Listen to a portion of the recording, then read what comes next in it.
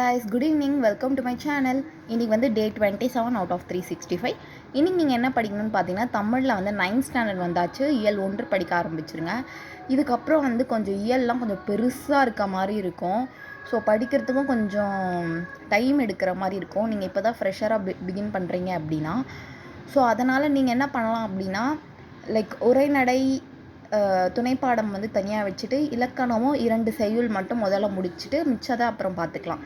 So அந்த மாதிரி சொல்கிறேன். Like one and half days கூட எடுத்துக்கோங்க அப்படிங்கிற மாதிரி சொல்கிறேன். ஏன்னா கொஞ்சம் பெருசாக இருக்கிறதுனால ஸ்டார்டிங்கில் ரொம்ப கஷ்டமாக தெரியும், போக போக பழகிக்கலாம். அதே மாதிரி ஜிஎஸ்க்கும் வந்து 3rd lesson civic state government maths பொறுத்த வரைக்கும் simple interest and compound interest வந்து 10 to 15 சம்ஸ் பார்த்துருங்க. இன்றைக்கி வந்து ஒரு சம் என்னென்னு பார்த்தீங்கன்னா, one side of the rectangular field is 15 metre and one of its diagonal 17 metre. Find the area கேட்குறாங்க. ஒரு சைடு கொடுத்துட்டாங்க அண்ட் இன்னொரு சைடு கேட்குறாங்க. ஸோ இந்த மாதிரி கேட்டாங்க அப்படின்னா, அதாவது ஒரு ஹிண்ட்டு தான் கொடுத்துருக்காங்க அப்படின்னா மோஸ்ட்லி எதை கொடுத்துருக்காங்களோ அதை வந்துட்டு அதை ரெண்டுத்தையும் மைனஸ் பண்ண பார்க்கணும்.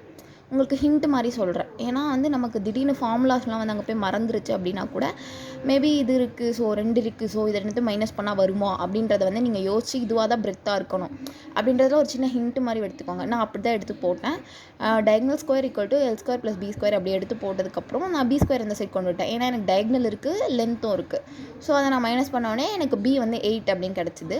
ஸோ ஏரியாவோட ஃபார்முலா அவங்க வந்து ஏரியா தான் கேட்குறாங்க. ரெக்டாங்கிளோட ஏரியா ஃபார்முலா வந்து எல் இன்டூ பி. ஸோ 15 வந்துட்டு ஒன் ஆஃப் த சைடு அப்படின்னு சொல்லியிருக்காங்க. ரெக்டாங்கிளுக்கும் எப்போவுமே 2 சைடு தான். அப்போ ஒரு சைடு இதுனா அப்போ இன்னொரு சைடு தான் அவங்க கேட்குறாங்க அப்படின்றது இன்னொரு ஹிண்ட்டாக இருக்கலாம்.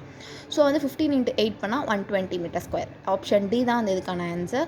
ஸோ மறக்காமல் எல்லாம் வந்து நல்லா ஃபாலோ பண்ணுங்கள், நல்லா படிங்க. அதுதான் நான் திரும்ப திரும்ப சொல்கிறேன். ரிவிஷன் வந்து very very must. So next year கண்டிப்பாக கிராக் பண்ணணும்.